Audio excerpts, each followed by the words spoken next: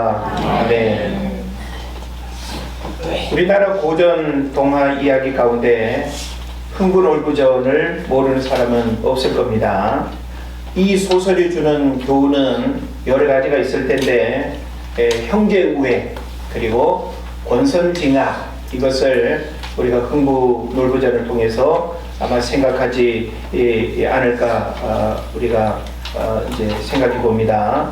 근데 저는 오늘 이 소설에 대해서 인문학적인 해석을 통해서 다른 교훈을 좀 생각해 보고자 합니다. 소설의 배경을 살펴보면 임진왜란 이전에는 부모의 유산을 아들, 딸 모두에게 골고루 나눠주는 분재기라는 제도가 있었습니다. 그런데 우리나라에 전쟁이 많았고, 그리고 또 큰 전쟁 후에는 가문을 잇는 것이 아주 급선무였습니다. 그래서 장남에게 모든 것을 물려주고 더 많은 기회를 주었겠죠. 그래서 동생들은 이런 어떤 시대의 상황 속에서 그야말로 낙동강 오리알처럼 이렇게 취급을 받는 그런 이제 서러움이 있었던 겁니다. 그래서 동생들의 분노와 좌절이 소설의 배경이 된다라고 하는 것이죠. 이런 배경에서 본다면 놀부는 금수저이면서 합당한 부자인 것이고, 그러니까 우리가 감히 욕할 수 없는 그런 이제 부자라고 하는 것이죠. 그리고 동생인 흥부는 흙수저로서 가난을 면하기 어려운 조건을 처음부터 가지고 출발한 그런 인물로 우리가 이제 들여다 볼 수 있는 겁니다. 자, 그런데 흥부에게 인생 대역전의 기회가 주어지는데 남쪽에서 날아온 제비에게 생명을 구해준 은인이 되면서 다음 해 제비가 박씨앗을 떨어뜨려 주었습니다. 그래서 잘 심고 가꾸어 거두게 됐는데, 흥부전에서 흥부는 박을 몇 개나 탔을까요? 4개를 탔는데요. 첫 번째 박을 이제 톱질해서 이제 열심히 이렇게 박을 탔는데 첫 번째 박이 갈라집니다. 그 첫 번째 박 안에 뭐가 나왔는가 하면 풀뿌리와 나무 껍질 같은 것들이 나왔습니다. 이것은 뭘 의미하는가 하면 건강을 지키는 무병장수 보약이 주어졌다라고 하는 것이죠. 대단한 축복 아니겠어요? 그 다음에 또 호기심 반, 기대 반으로 두 번째 박을 열심히 또 탔습니다. 또 두 번째 박이 갈라졌습니다. 두 번째 박에서는 책이 나왔습니다. 이 책에 나왔다는 것 뭘 의미할까요?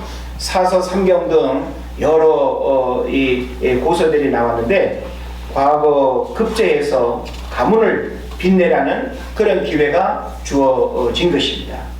그 다음에 세 번째 박을 타자 이번에는 금은보화와 고래등 같은 기와집과 산의 진미 음식이 나왔습니다. 이것은 물질적 풍요를 누리라는 복이 주어진 것입니다. 이제 또 마지막 네 번째 복을 타자 절세미인 양귀비가 나왔습니다. 양귀비는 예쁜 아가씨를 말하는 거예요. 그런데 이것은 쾌락, 즐거움을 의미한다라고 이렇게 볼 수 있는 겁니다. 자, 이 정도면 인간에게 필요한 모든 것이 주어진 완벽한 행복의 조건 같습니다.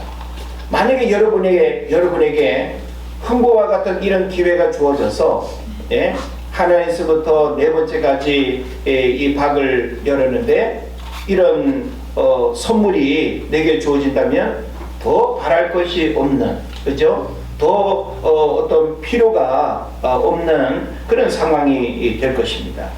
그래서 더 이상의 결핍이 없어 보이는 이 흥부를 과연 우리는 부러워할 수 있는가? 부러우신가요? 어찌 보면 부러울 수 있습니다. 모든 인간은 저마다의 다양한 결핍의 문제를 가지고 살아갑니다. 흥부도 어찌 보면 그 놀부와 비교하면 엄청난 결핍의 문제를 가지고 있었죠. 그런데 흥부는 자신에게 뜻하지 않은 행운 같은 일들이 주어져서 모든 결핍의 문제가 완벽하게 해결한 듯 보이기도 합니다. 그래서 어찌 보면 우리는 흥부를 바라보면서 결핍이 없는 저 완벽함의 축복을 내가 만약에 주인공이 된다고 한다면 더 이상 내가 결핍을 말할 수 없는 그런 최고의 주인공이 되지 않을까 하는 생각을 해보는 것이죠. 여러분은 어떤 결핍의 문제 때문에 괴로워하고 있습니까? 제가 다양한 사람들을 다 만나보면 모든 사람들은 저마다 결핍의 문제들을 다 가지고 있어요. 그래서 음료수도 2% 부족한 2%라고 하는 음료수도 있지 않습니까? 2%만 부족해도 우리는 뭔가 결핍이라고 해요. 우리 몸에 조금만 면역력이 떨어지고 피로감이 오면 막 그냥 입이 부릅뜨고 혓바늘이 돋고 맛맛을 잃어버리고 그런 거 있지 않습니까? 영양의 결핍이 오면 건강에 이런 불편과 어려움이 오는 거. 우리도 인간관계, 사회생활에서 어떤 결핍의 문제들이 생기게 되면 그로 인해서 여러 가지 관계와 사회생활에 어려움을 겪는 그런 문제들을 우리가 충분히 이해를 하는 것입니다. 그래서 제가 이 결핍에 대한 문제를 가만히 이렇게 생각해 보니까 결핍에는 크게 두 가지의 결핍이 있습니다. 하나는 육체적인 결핍이 있고 그리고 또 하나는 정신적이고 영적인 결핍이 있습니다. 눈에 보여지는 결핍의 문제가 있고 눈에 보이지 않는 내면에 그런 결핍이 있다라고 하는 사실이죠. 그래서 사람마다 눈에 보여지는 결핍의 문제 때문에 괴로워하고 신음하는 사람이 있는가 하면 어떤 사람은 이런 정신적이고 영적이고 보이지 않는 우리 내면의 무언가 때문에 그 결핍 때문에 괴로워한 사람들이 있는 거예요. 우리 한번 확인해 볼까요? 여러분 어떤 결핍의 문제를 가지고 있습니까? 그래서 많은 사람들은 눈에 보여지는 육체적 결핍 때문에 몸부림치고 졸귀하며 살아갑니다. 그리고 내면의 결핍의 문제들은 많이 포장하고 위장한 채 나 문제없음 이런 모습으로 살아가는 경우들이 있죠. 그래서 대부분의 사람들은 눈에 보여지는 결핍의 문제 때문에 더 골머리를 앓고 어떻게 해야 될까 괴로워하면서 걱정하는 그런 이제 모습들을 우리가 많이 만나게 됩니다. 대표적으로 여러분 어떤 결핍의 문제들이 있을까요? 나이 들어가면서 우리에게 찾아오는 결핍, 건강의 결핍. 저에게도 건강의 결핍의 문제들이 하나씩 찾아오고 병원과 예전에는 친하지 않았고 멀었는데 병원을 심심찮게 가야 하는 그런 건강의 결핍 문제 우리 모두에게 있습니다. 또 재정의 결핍 문제 가장 많지 않을까요? 나 분명히 일하는데 월급도 받는데 왜 이 돈으로 이렇게 넉넉하게 원하는 일을 이렇게 하지 못하고 왜 이렇게 힘들게 살아갈까? 많은 사람들이 이런 재정의 결핍 때문에 많이 버거워합니다. 가장 기본적인 의식주의 문제에 있어서 뭔가 이런 그 어려움을 겪을 때 바로 우리는 그 재정의 결핍을 가장 심각하게 괴로워하는 것이죠. 또 관계의 결핍도 있습니다. 형제 관계, 부모 자식 관계, 이웃 관계, 친구 관계. 관계가 좋아야 되는데 그 관계의 결핍 때문에 괴로운 거야. 그거 빼놓고는 다 문제가 없는데 만난다는 그 자체가 막 괴롭고 그리고 그 누군가를 본다는 것이 막 괴롭고 이 뭐예요? 결핍의 문제가 바로 있다라고 하는 것이죠. 관계의 결핍 그리고 애정과 감정의 결핍도 있습니다. 다른 건 다 문제 없는데 왜 나는 누군가를 사랑하지 못할까? 왜 누군가는 나를 사랑하지 않을까? 이런 애정에 대한, 감정에 대한 결핍, 그래서 분노 조절도 있고, 또 어떤 리액션이나 이런 자기 감정을 제대로 표현하지 못해서 삭막하고 대화가 그냥 매끄럽지 못하고 관계가 이렇게 불편한 그런 이런 결핍도 있는 것입니다. 또 소유와 능력의 결핍도 있습니다. 얼마나 많은 재산을 가졌느냐, 얼마나 사회적인 능력이 있느냐에 대한 그런 결핍. 그래서 나이 40대가 되고 50대가 되면 사회적인 지위, 신분, 명예, 권력 쫓아가잖아요. 그죠? 저도 이번에 국회의원 좀 해볼까 했는데 저는 안 되더라고요. 모든 사람들은 저마다 내면에 그런 욕망들이 다 있는 거예요. 내가 그래도 이 분야에서 몇 년을 내가 지금 살아왔는데 내가 뭔가 할 수 있지 않을까 생각하는. 그래서 우리는 그런 무언가로 내 삶의 만족과 행복을 채우고자 하는 소유와 능력의 결핍도 있다는 것입니다. 이해하시죠? 아멘. 아멘. 그런데 여러분, 이런 결핍의 문제는 반복된다는 거예요.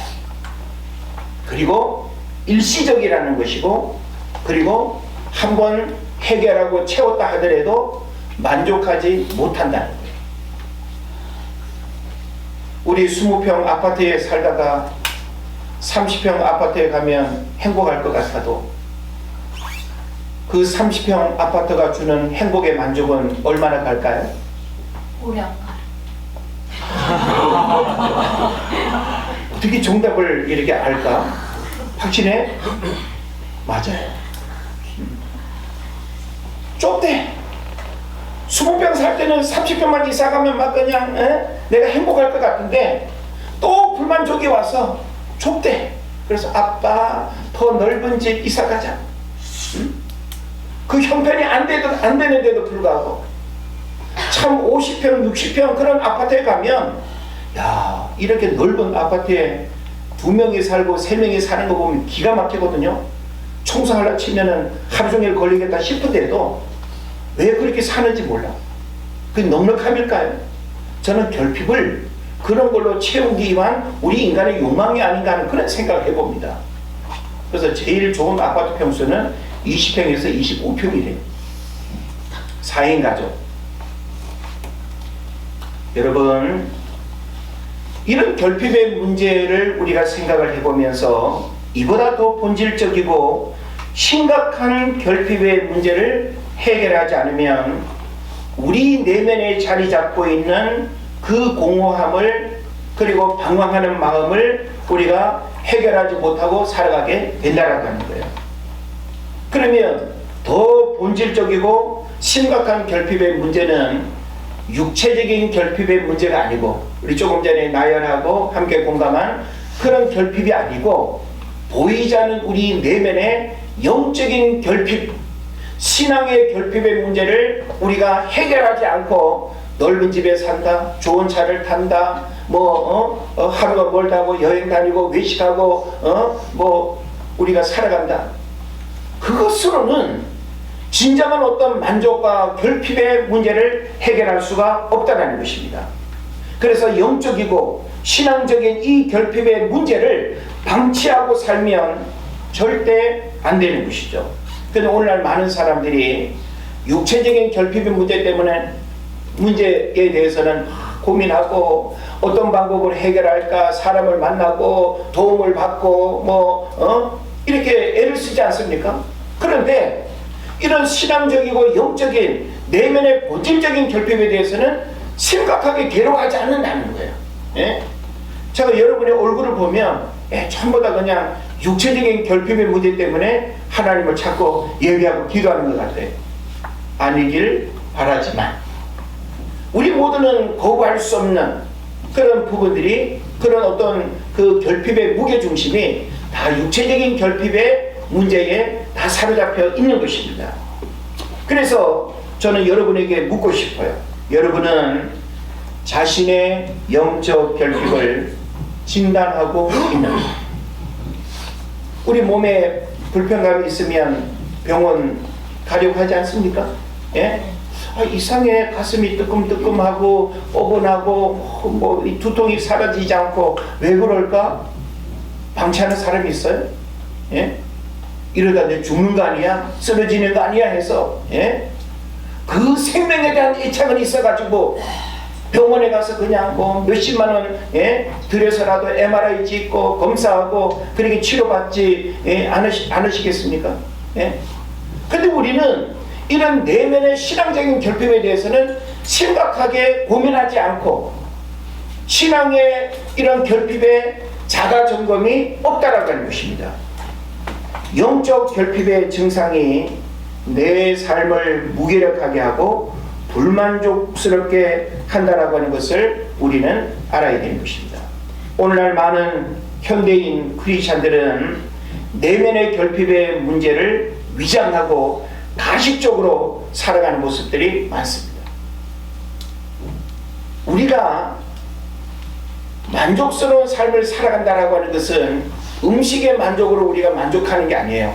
우리 인간은 영혼육으로 지음받은 존재이기 때문에 영혼육이라고 하는 전인격적인 만족이 우리에게 없으면 어느 한 부분에 결핍이 있으면 절대 만족할 수 없어요. 그러니까 영적인 결핍 속에 살아가는 모든 불신자들이 만족스러운 삶을 살아갈 수 있다는 거예요? 없다는 거예요? 없어요. 그러니까 그들은 끊임없이 세상적인 가치, 세상적인 욕망, 세상적인 것들로 채워도 만족스러우지 못한 삶을 살아간다는 거예요. 그런데 우리는 하나님으로 만족할 수 있는 은혜, 영적인 결핍의 문제를 우리 해결하면 육신적인 어떤 부족함들이 설령 있다 하더라도 그것을 결핍으로 여기지 아니하고 만족스러운 삶으로 살아가는 은혜를 하나님이 주신다라고 하는 것입니다. 오늘 우리는 영적이고 신앙적인 결핍의 문제가 나에게 무엇이고 이 결핍을 어떻게 해결할 것인가를 오늘 말씀을 통해서 그 답을 찾아가기를 바랍니다. 요한복음 3장을 우리가 펼치면 한 사람이 등장하죠. 니고데모입니다. 자, 니고데모는 사내들인 공의회원으로서 사회적인 지위와 명성이 있고 존경받는 그런 자리에 있습니다. 어찌 보면 육체적 결핍이 없는 삶을 살아가는 거예요. 외형적으로는. 그런데 이 니고데모가 어느 날 밤에 누구를 찾아왔어요? 예수님을 찾아왔습니다. 그 이유는 내면에 해결하지 못한 영적 결핍의 고민이 있었기 때문입니다.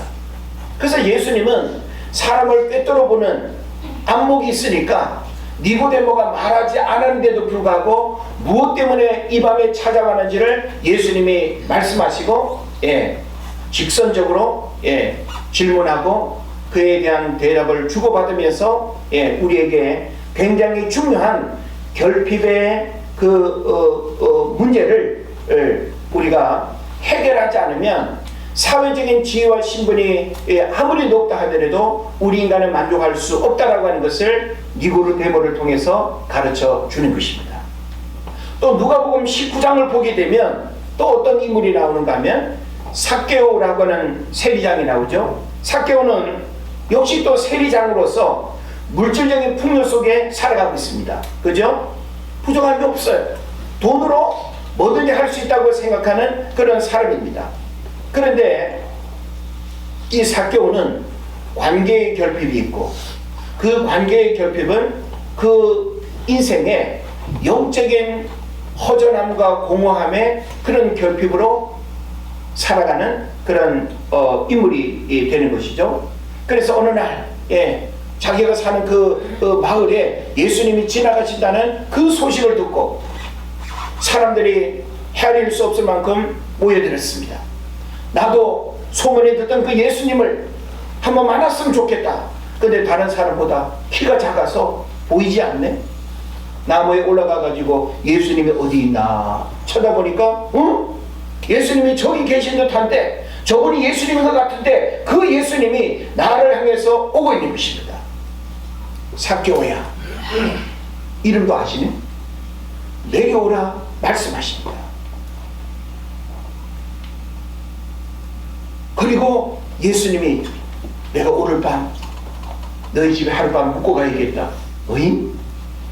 전혀 생각지 못한 일들이 일어나면서 삭개오는 예수님과 한밤을 보내면서 그 내면에 물질로 사람으로부터 사회적인 그런 어떤 신분으로 만족스럽지 못하고 살았던 그 내면의 결핍의 문제를 예수님을 통해서 해결하고 이제는 나눠주고 베풀고 섬기고 타인을 위해서 살아가는 그런 삶이 되겠다고 고백하는 그런 모습을 우리에게 보여주고 있는 것입니다. 이런 결핍의 문제는 오늘날 우리들 결핍의 문제와 다르지 않습니다. 신앙의 영적 결핍은 결코 방치하거나 무관심으로 버려둘 수 없는 반드시 해결해야 할 본질적 문제인 것입니다. 왜 우리는 이런 영적 결핍의 문제를 씨름하지 않고 바쁨 속에 살아가고 있을까요? 우리가 설교라고 하는 시간에 여러분의 이런 결핍의 문제를 다 묻고 확인할 수는 없지만 만약에 제가 1대1로 이런 문제를 목회적으로 묻고 살핀다고 한다면 신앙적이고 영적인 결핍의 문제가 없는 사람이 아무도 없을 거예요. 네? 그래서 우리는 이런 결핍에 어떤 결핍을 내가 지금 하고 있는가?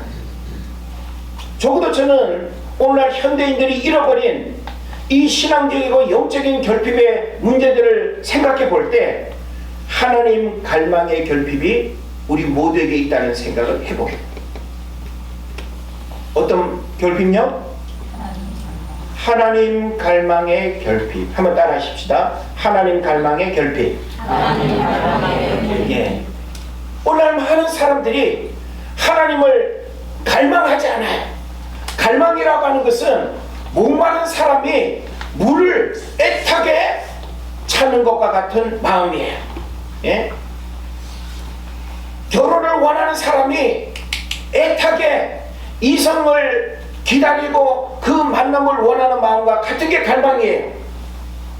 그런데 오늘날 많은 사람들이 하나님을 갈망하지 않아요. 여러분 한번 생각해 보세요. 나에게 하나님을 갈망하는 마음이 어느 정도일까? 우리가 하나님을 예배하는 일도 그 갈망의 마음으로 하나님 앞에 나와야 되는 거예요. 예? 그 갈망의 마음으로 우리가 하나님 앞에 나오면 여러분의 눈빛이 더 반짝거려야 하고 여러분의 시선과 마음의 중심이 하나님께로 향해야 되는 거예요.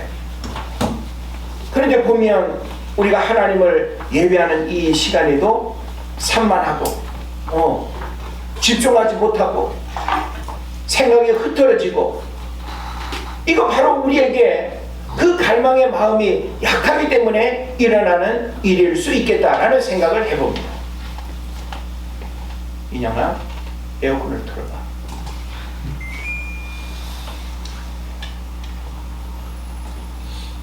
오늘 우리는 이 하나님 갈망의 마음을 진단해야 하고 회복할 수 있어야 됩니다. 그리고 또한 우리는 어떤 결핍의 문제를 가지고 있는가 하면 영적 은혜의 결핍이 또한 우리에게 있습니다. 우리가 사실 이 땅을 살아갈 때 우리의 어떤 노력, 우리의 어떤 부지런함과 성실함으로 무엇을 얻는 것보다는 하나님으로부터 주어지는 은혜가 얼마나 소중합니까? 그런데 우리는 하나님의 은혜를 갈망하는 그런 어떤 부분에서의 결핍이 있다고 저는 생각해요. 그리고 경건 생활의 결핍도 우리의 문제 아닐까요? 성경 우리에게 경건에 이르기를 연습하라 그랬어요. 육체의 연습은 약간의 유익이 있지만 경건은 범사에 유익하고 금생과 내생에 하나님의 약속이 있다고 말씀하고 있는데도 불구하고 우리는 여전히 바쁘다는 이런 여러 가지 핑계와 게으름으로 인해서 경건 생활의 결핍이 심각하게 우리에게 있습니다. 경건 생활이 뭡니까? 성경 읽고 암송하고 필사도 하고 기도도 하고 하나님을 예배하고 이 모든 것들이 오전에 다 경건 생활 아니겠어요? 경건 생활에 대한 결핍, 경건 생활이 우리에게 이렇게 결핍되어지게 되면 경건 생활은 영적인 축복을 우리가 받을 수가 없는 것입니다.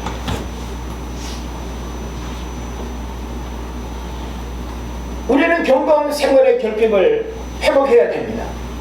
이유, 변명, 안 돼, 힘들어, 이런저런 이유를 나열하는 것이 아니라 그런 어떤 상황 속에 우리가 살아가고 있다 할지라도 우리는 하나님 앞에 경건 생활의 결핍이 더 이상 내 영혼을 망가뜨리고 병들게 하지 않도록 해야 된다는 사실을 깨달으시기를 바랍니다.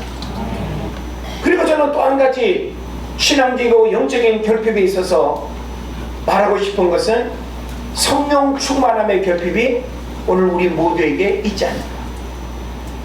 성경은 우리에게 뭘 말합니까? 술 취하지 말라. 이는 방탕한 것이니 오직 성령의 충만함을 입으라고 말씀하고 있습니다. 성령의 충만함은 반복적으로 우리가 구해야 하고, 성령 충만함은 언제는 한번 성령 충만하고 나머지 시간은 충만하지 않아도 되는 것이 아니라, 성령 충만은 매일매일 우리가 하나님의 성령의 충만함을 위해서 힘쓰고 애써야 될 아주 중요한 영역이 되는 것입니다. 성령의 충만함을 받는다는 것은 성령의 지배를 받는 거예요. 성령이 내 마음, 생각, 의지, 감정을 다스리고 나의 일거수일투족을 통제하는 것이 성령 충만의 삶입니다. 오늘날 많은 사람들이 성령 충만의 결핍 속에 살아가요. 그러니까 어떤 현상이 나타나는가 하면 술 충만으로 살아가고, 세상적인 욕망 충만으로 살아가고, 내 생각, 내 방법대로 살아가는 이런 문제가, 우리가 신앙생활을 한다고 하면서도 이런 결핍의 문제들을 방치하게 되면 우리는 진정한 영적 축복의 주인공이 될 수 없다라고 하는 사실을 여러분 깨달으시기를 바랍니다. 그래서 결핍의 문제는 결국 심각한 중병 상태임에도 불구하고 평범하게 살아감으로 인해서 나중에는 돌이킬 수 없는 그런 문제가 된다라고 하는 것을 우리가 깨달아야 되는 것입니다. 그러면 여러분, 이와 같은 결핍의 문제를 어떻게 해야 할까요? 우리는 육신적인 눈에 보이는 결핍의 문제들도 충분히 공감하고 이해했습니다. 신앙적인 결핍의 문제가 무엇이고, 우리 모두가 또한 거부할 수 없는, 부인할 수 없는 이런 신앙의 결핍 속에 있다라고 하는 사실을 우리 모두는 또 함께 공감하는 것입니다. 자, 그러면 이런 결핍의 문제를 진단하고 알게 되었다고 한다면 이 결핍의 문제를 어떻게 해야 되겠습니까? 성경은 우리에게 결핍의 문제를 어떻게 해결할 것인가라고 하는 이 설교 제목에 대해서 굉장히 중요한 답을 오늘 성경에서 주고 있습니다. 본문에서 주는 답은 1절에 나와 있는데, 하나님 앞으로 나아오라는 것입니다. 한번 따라합시다. 하나님 앞으로 나아오라. 자, 우리가 1절 말씀을 보면 목마른 자, 돈 없는 자, 이런 사람은 결국은 어떤 문제를 가지고 있는 거예요? 결핍의 문제를 가지고 있는 거죠. 육신적인 결핍. 근데 육신적인 결핍의 문제도 하나님을 찾고 하나님 앞에 나오면 그 결핍의 문제가 해결될 수 있다라고 하는 것입니다. 그래서 육신적 결핍의 문제가 있다면 하나님 앞에 나아오라는 것입니다. 우리는 더 본질적인 영적이고 신앙적인 결핍의 문제도 우리가 이야기해야 되지만, 우리가 신앙생활을 하면서 이 땅을 살아갈 때 사실 우리는 더 육신적 결핍의 문제 때문에 우리가 괴로워하고 힘들어하는 일들이 얼마나 많이 있습니까?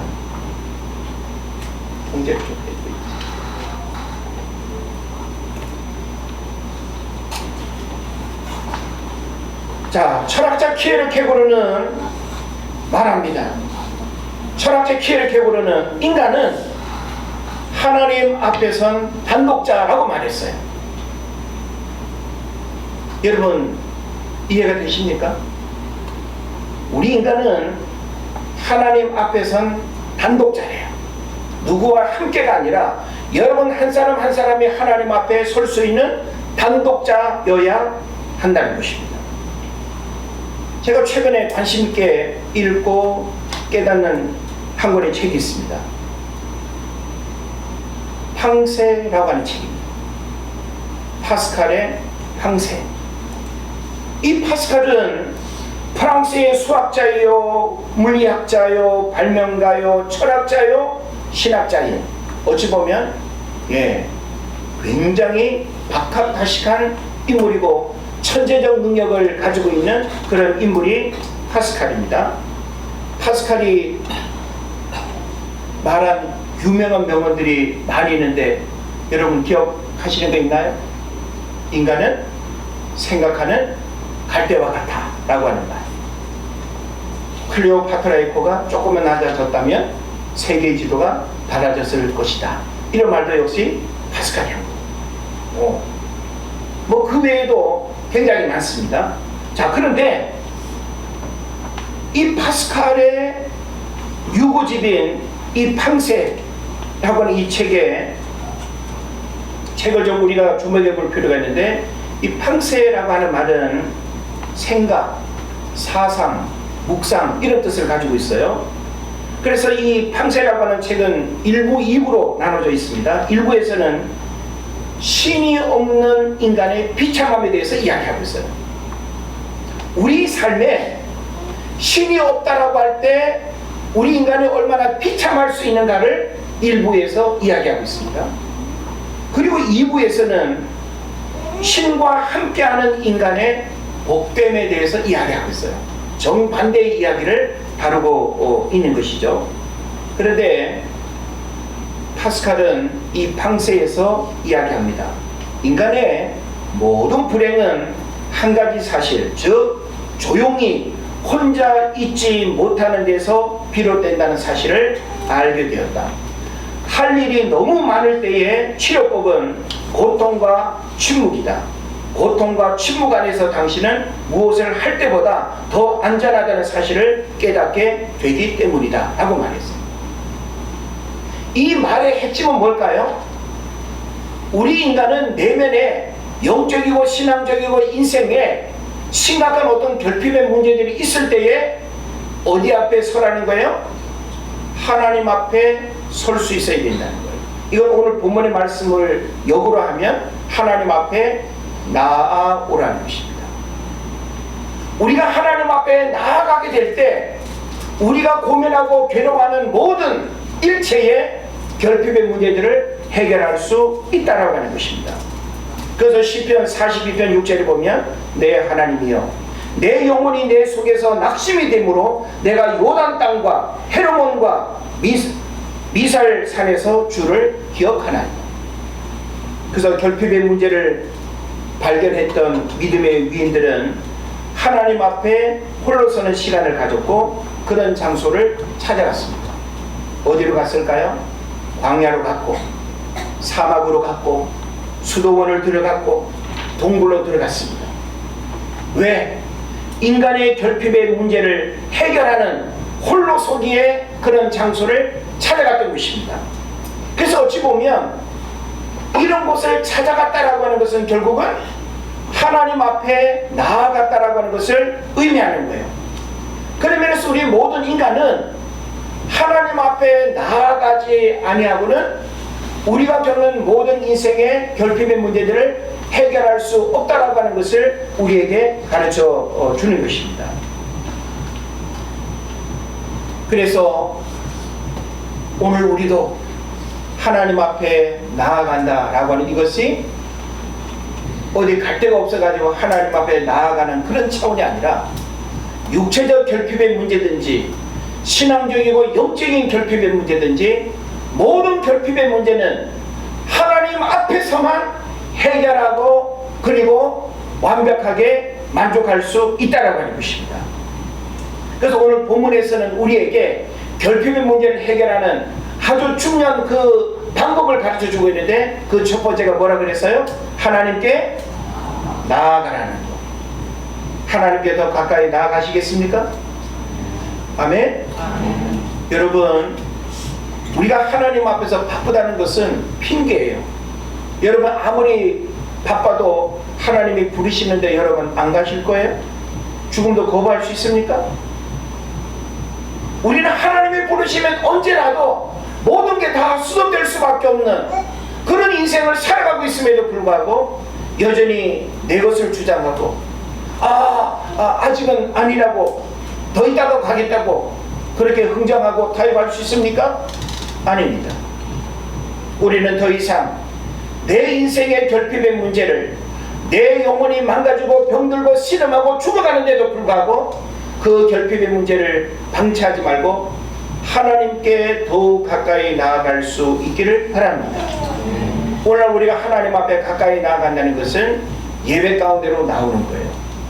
말씀 앞에 서는 거예요. 여러분이 개인적으로 경건 생활을 갖는 게 하나님 앞에 나아가는 것입니다. 주일날 교회 올 때만 성경 털어서 먼지 털어서 성경 한번 펼치고, 일주일 내내 밥은 열심히 하루 세 끼 잘 먹고 사는데 성경 한 장 제대로 읽지 않고, 그런 사람이 어떻게 만족스러운 삶을 살아갈 수 있습니까?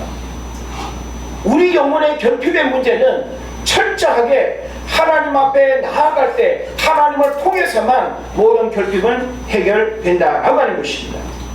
그 다음에 오늘 본문은 우리에게 두 번째 결핍의 문제를 해결하는 방법을 말해주고 있습니다. 그것은 들으라입니다. 따라합시다. 들으라. 어떻게 알아? 들으라. 예.